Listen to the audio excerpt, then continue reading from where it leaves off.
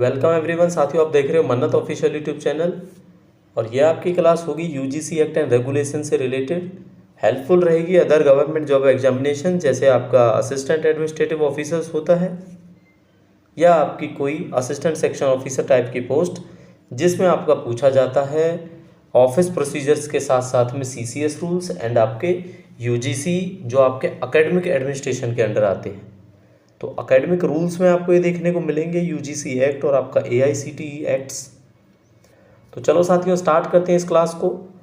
तो इसमें देखो हम किस चीज़ की बात करेंगे, the university grant commission act. तो क्वेश्चन एक सीधा यहाँ से बन जाता है, यूनिवर्सिटी ग्रांट कमीशन एक्ट जो है वो कब आया आपका? तो साथियों वो आता है आपका 1956 में। ठीक है, सबसे पहले कब आया आपका? 1956 में। डेट की अगर बात होगी तो हम आपको डेट भी जरूर बताएंगे, शायद वो नेक्स्ट आप देखोगे आपको क्लास में देखने को मिल जाएगा। ठीक है, तो ये एक्ट आपका 1956 में आता है। टोटल इसके अंदर आपको 4 चैप्टर्स देखने को मिल जाते हैं। ठीक है, अब 4 चैप्टर्स कौन कौन से होंगे वहां से भी डायरेक्ट क्वेश्चन आप देखोगे तो शायद बन सकता है। ठीक है, तो टोटल हमें 4 चैप्टर्स हैं, उनके बारे में पता होना चाहिए। फर्स्ट में क्या बोला गया है, सेकंड में क्या बोला गया है, थर्ड में क्या बोला गया है, फोर्थ में क्या आपको देखने को मिलता है। चलो ब्रीफली मैं आपको बता देता हूँ फोर्थ में और फर्स्ट में क्या क्या डिफरेंसेस हैं, क्या रहेगा आपका सिलेबस। चैप्टर 1 अगर आप पढ़ते हो तो आपको प्रिलिमिनरी पढ़ना है। इसका मतलब है आपके एक्ट के बारे में, उनकी डेफिनेशंस, ये सारी चीज़ें आपको देखने को मिलेंगी। कब ये एक्ट आया, क्यों ये एक्ट आया। ठीक है, चैप्टर 2 में क्या मिलेगा आपको? चैप्टर 2 में मिलेगा आपको इस्टेब्लिशमेंट ऑफ कमीशन, किस तरह से ये कमीशन बनाया गया। ठीक है, ये बताया जाएगा इसमें कि भाई ये कमीशन बनाया किस तरह से गया। चैप्टर 3 जो होगा उसमें इस कमीशन की पावर और फंक्शन का तरीका बताया जाएगा आपको।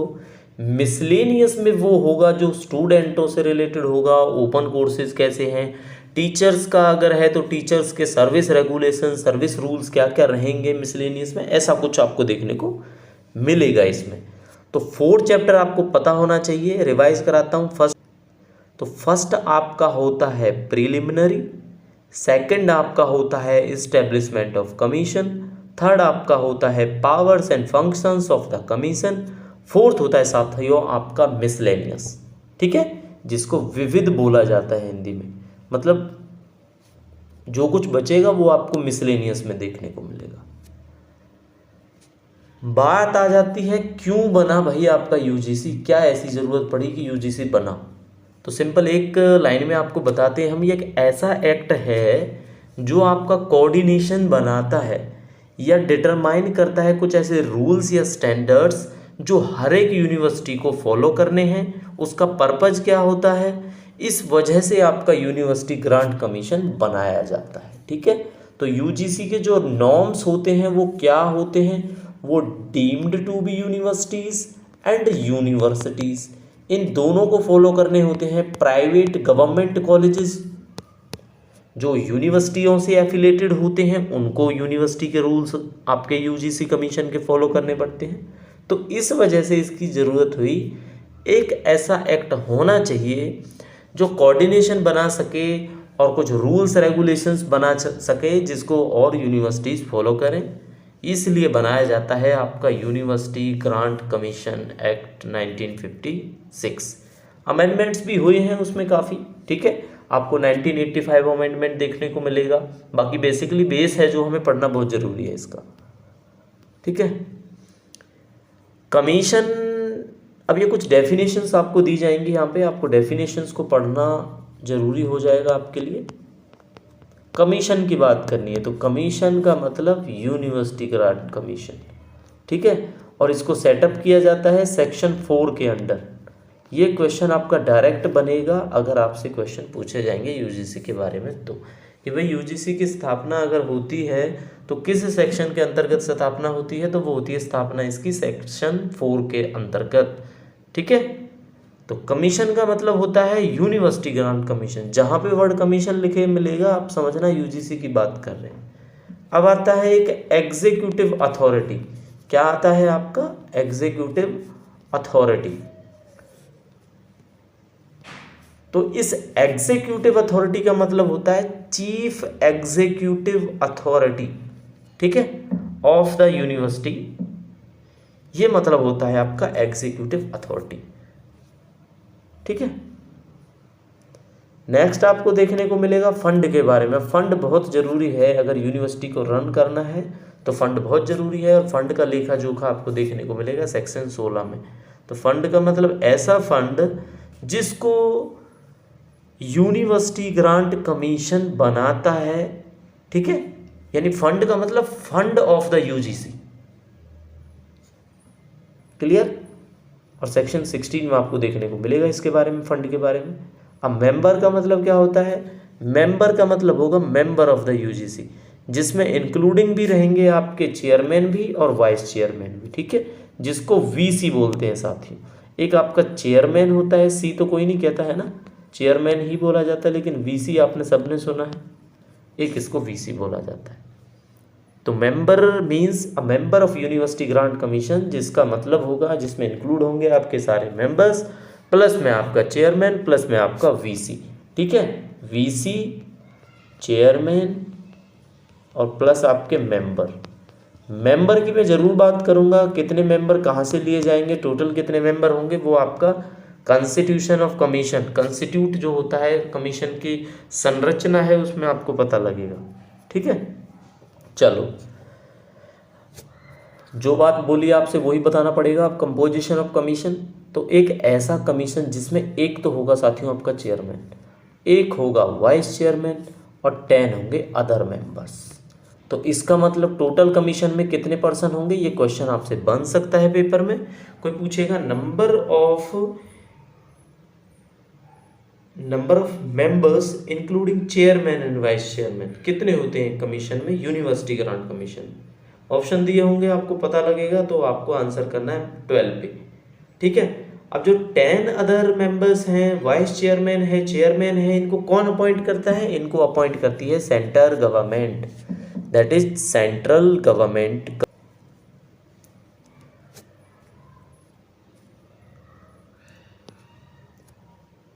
तो साथियों इनको अपॉइंट कौन करता है? तो इनको अपॉइंट करता है आपका सेंट्रल गवर्नमेंट, और सेंट्रल गवर्नमेंट का मतलब ही होता है गवर्नमेंट ऑफ इंडिया। तो गवर्नमेंट ऑफ इंडिया जो होगा आपका, वो इन्हें अपॉइंट करता है। चलो, बहुत इंपॉर्टेंट बात बताऊंगा आपको इसमें, अब याद रखना है आपको, terms and conditions of service of the member of UGC. कितने ईयर का टर्म होगा, कब रिटायरमेंट होगी, कैसे होगा, ये सब बताऊंगा इसमें। तो देखो चेयरमैन का क्या है, चेयरमैन का टेन्योर होता है 5 साल का। चेयरमैन की रिटायरमेंट होती है 65 ईयर्स। ये वाली लाइन को अच्छे से याद रखना, विच इज़ अर्लियर। या तो 5 साल उसने कंप्लीट करने हैं, या उसने 65 ईयर की एज हो जाएगी तो कंप्लीट करना है।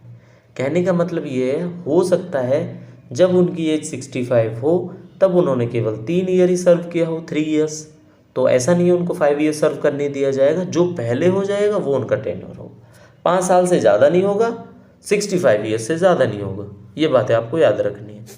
सेम केस है वाइस चेयरमैन का, 3 ईयर का टेन्योर रहेगा, 65 ईयर पे रिटायरमेंट रहेगी, और विच इज़ अर्लियर, जो पहले होगा उसके हिसाब से इनका डिसाइड होगा। तो एक छोटा सा चेंज देखने को मिलेगा, 5 साल की सर्विस, इनकी 3 साल की सर्विस, अदर मेंबर की 3 साल की सर्विस है, और इस चीज़ का कोई इसमें लेखा जोखा नहीं है, ना ही इस चीज़ का लेखा जोखा जब इस चीज़ का नहीं है तो। ठीक है साथियों, तो आपको क्या समझ में आया कि अगर कोई अदर मेंबर होगा वो 3 साल सर्व करेगा, वाइस चेयरमैन का टेन्योर 3 साल का होगा, और चेयरमैन का 5 साल का होगा। ये आपने बात याद रखनी है। ठीक है, तो इस स्लाइड में 3, 4, 5 क्वेश्चन अगर मैं कहूँगा छोटे छोटे आपको देखने को मिलेंगे, जो आपके फैक्चुअल क्वेश्चन होंगे। फैक्चुअल कौन से होते हैं? जो डायरेक्ट क्वेश्चन होते हैं, फैक्ट पे बात करते हैं, उनमें आपकी स्टेटमेंट की ज़रूरत नहीं पड़ती। अच्छा साथियों, चेयरमैन, वीसी और मेंबर्स हाउ मेनी टाइम्स। अब देखो ये बड़े शॉर्टकट तरीके से लिखा है, इसका मतलब मैं बताऊंगा आपको। हाउ मेनी टाइम्स का मतलब है कि वो कितने बार तक अपॉइंट किए जा सकते हैं, या कितना टेन्योर वो निकाल सकते हैं, ये है इसका मतलब। क्या उनको रीअपॉइंट किया जा सकता है? तो इसका आंसर साथियों यस होगा आपका, कि उनको रीअपॉइंट किया जा सकता है। अब chairman, VC and member, if appointed 2 times, इसमें कुछ चेंजेस मिलेगा वो मैं बताऊंगा। 2 टाइम्स का मतलब है अगर चेयरमैन और वाइस चेयरमैन और मेंबर एक बार इलेक्ट हो गए, सॉरी अपॉइंट हो गए, दूसरी बार अपॉइंट हो गए, तो क्या तीसरी बार होंगे? तो तीसरी बार साथियों वो नहीं होंगे। ठीक है, तो ये मैंने इसलिए यहाँ पे लिखा है आपका नो रीअपॉइंटमेंट, तो उनको कोई रीअपॉइंट नहीं किया जाएगा। ठीक है, अच्छे से आपको समझ में आ गई होगी शायद ये चीज़ जो मैंने आपको लास्ट में बताई। क्या बताया लास्ट में? लास्ट में ये बताया कि अगर वो 2 बार अपॉइंट हो जाते हैं ना साथियों, ठीक है, अगर ये 2 बार अपॉइंट हो जाते हैं तो इनकी रीअपॉइंटमेंट नहीं होती, आपने ये याद रखना है।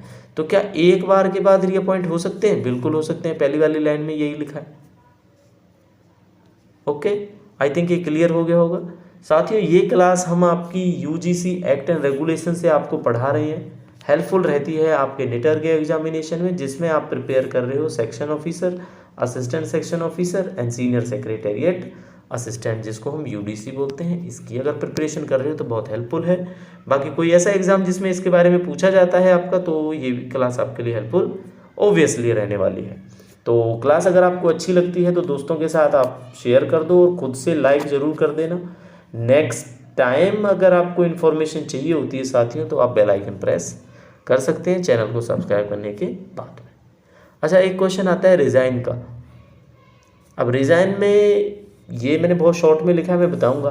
कोई मेंबर होगा, कोई वीसी होगा और या कोई चेयरमैन होगा, तो किसको रिज़ाइन करेगा? वो सेंटर गवर्नमेंट को ही करेगा, ये आपने याद रखना है। ठीक है, भारत सरकार को वो लिखेगा कि भाई मुझे रिज़ाइन करना है।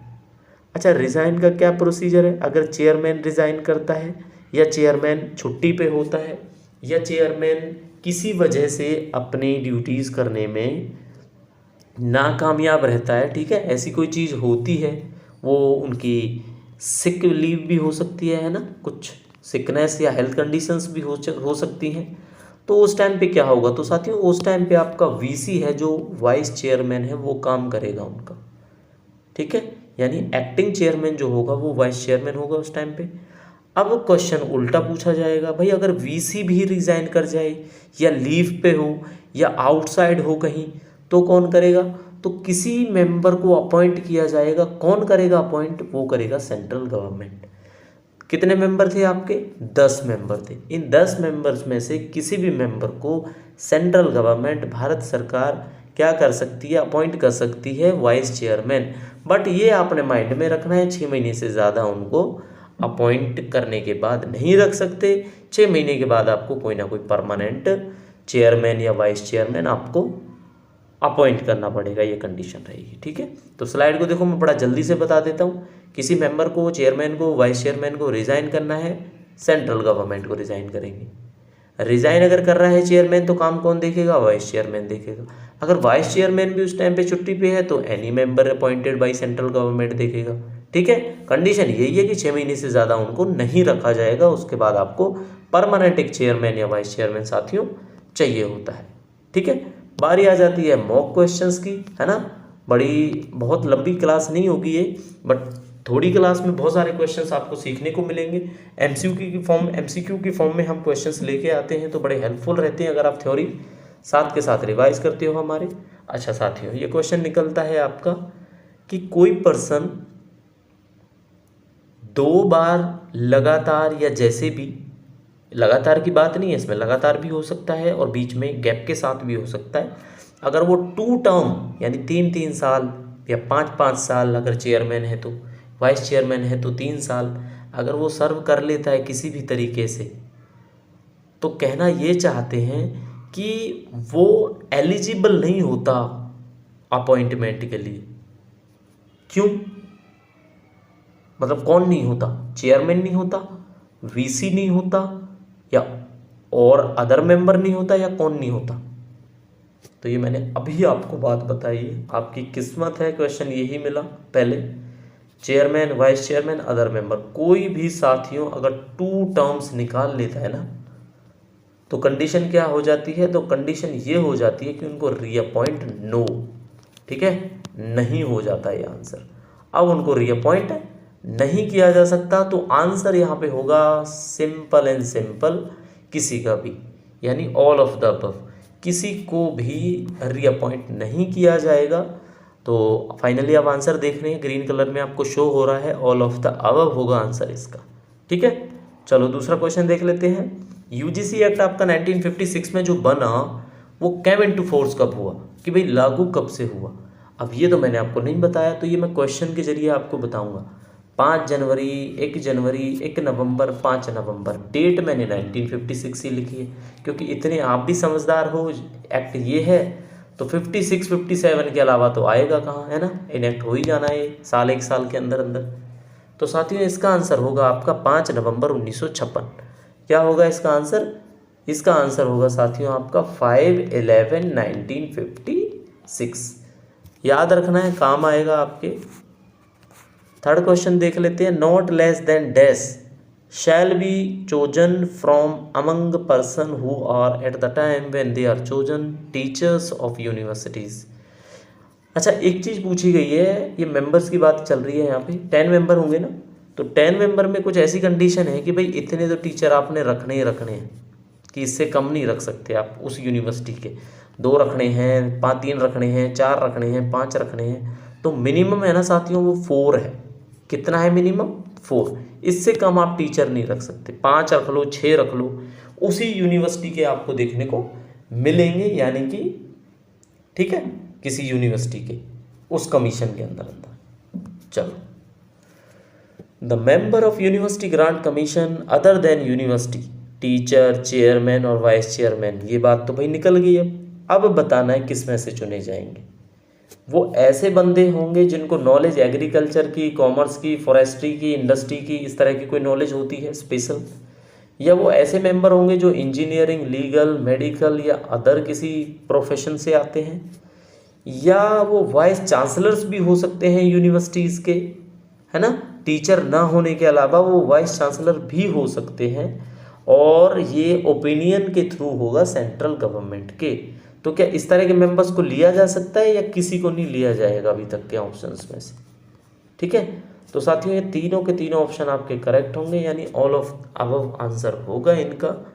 ठीक है, टीचर्स के अलावा भी आपको क्या है, जो बाकी मेंबर बचे, अगर मान लो मिनिमम आपने 5 टीचर्स रखे उसमें, तो 5 सीटें बची हैं, तो 5 पर्सन आपको ऐसे लेने पड़ेंगे जो या तो किसी यूनिवर्सिटी के वीसी होंगे या प्रोमिनेंट होंगे, वो एग्रीकल्चर में, कॉमर्स में, फॉरेस्ट्री में, लीगल में, इंजीनियरिंग में, मेडिकल में, ठीक है, इस तरह के फील्ड में। तो सिंपल क्वेश्चन है, समझना, थ्योरी भी समझ में आएगी क्वेश्चन से, इसलिए मैंने थ्योरी में आपको ये बात नहीं बताई, आंसर आपको देखने को मिल ही गया था इसमें।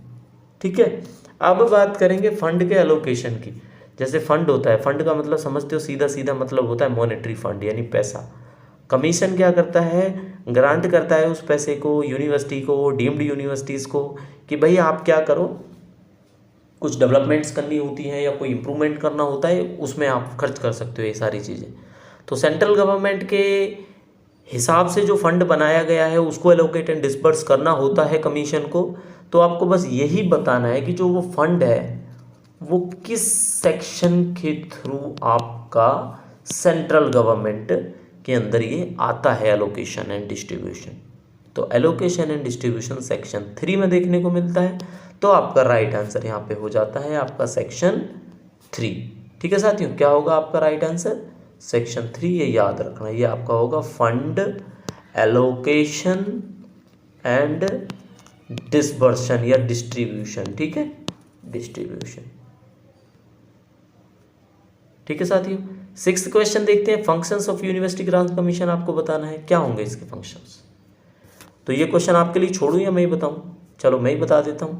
Inquire into financial need of the universities, भाई यूनिवर्सिटीज़ को पैसे की ज़रूरत है, उसके बारे में इंक्वायरी करना, ये भी यूनिवर्सिटी का काम है। Allocate disburse fund to university, ये भी पढ़ा है, सेक्शन 3 में ये बात बोली गई है ना, सॉरी सेक्शन 3 में उस फंड का जिक्र है जो एलोकेट करना है। Recommend to any university the major necessary for improvement, भाई किसी यूनिवर्सिटी को बताना कि आप ऐसे करो, आपको इन इम्प्रूवमेंट्स की ज़रूरत है, या ये सारी चीज़ें बताओ साथियों। तो ये फंक्शन में ना बड़ा सिंपल सा क्वेश्चन है, बट याद कर लेना, सारे के सारे फंक्शन आपको पता होना चाहिए, और आंसर होगा आपका डी, यानी कि सारे के सारे। ठीक है, ग्रीन कलर में भी आपको शो हो रहा है, आपको पता लग जाएगा कि ऑल ऑफ द अबव आपका आंसर होगा इसका। अब आपको 7th क्वेश्चन देखने को मिलेगा, जिसमें बात करेंगे हम कि कितने से कम मेंबर नहीं होने चाहिए ऐसे आदमी जो टीचर्स ऑफ यूनिवर्सिटीज़ होंगे। मिनिमम पहले ही मैंने आपको बता दिया था। अब आप कमेंट करके थोड़ी देर के लिए वीडियो को या तो पॉज करके कमेंट कर दो, या आप कहो तो मैं 5 या 10 सेकंड का टाइम आपके लिए वेट कर लेता हूँ। ठीक है, तो वेट कर लेते हैं 5 सेकंड।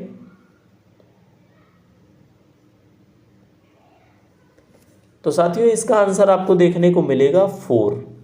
ठीक है, कि भाई 4 से कम तो नहीं हो सकते।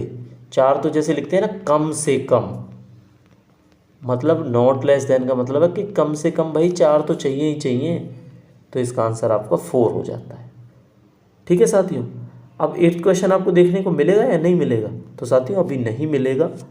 ठीक है, क्लास को प्रिपेयर करने में टाइम लगता है, अच्छे अच्छे टॉपिक्स, अच्छे अच्छे पॉइंट्स आपको समझाने होते हैं। अभी और क्वेश्चन इसमें से बन सकते हैं, वो आपको मॉक में देखने को मिलेंगे हमारे, है ना। कुछ मॉक के लिए भी रहना चाहिए जो हम आपको प्रोवाइड कराएंगे आने वाले टाइम में। टू बी कंटिन्यूड में साथियों आपको एक क्लास ज़रूर देखने को मिलेगी। यूजीसी एक्ट रेगुलेशन मैंने कंप्लीट नहीं कराया है अभी, बस एक शुरुआत है। जिन बच्चों को लगता था कि यूजीसी पे हम बात ही नहीं कर रहे हैं, है ना, अब हम सीसीएस रूल्स पे भी बात कर रहे हैं, ऑफिस प्रोसीजर्स का भी हमारा चल रहा है, और यूजीसी का हमने आज से स्टार्ट कर दिया है। तो साथियों वीडियो अगर अच्छी लगती है तो लाइक किए बगैर जाना नहीं, दोस्तों के साथ शेयर करो, और वो साथी ज़रूर सब्सक्राइब कर लें इस चैनल को जो किसी न किसी तरीके से नेटर चंडीगढ़ की प्रिपरेशन कर रहे हैं या आने वाले टाइम में करेंगे। ठीक है साथियों, तो मिलते हैं आपसे एक नई अपडेट के साथ, नई वीडियो के साथ। तब तक के लिए thank you and see you soon.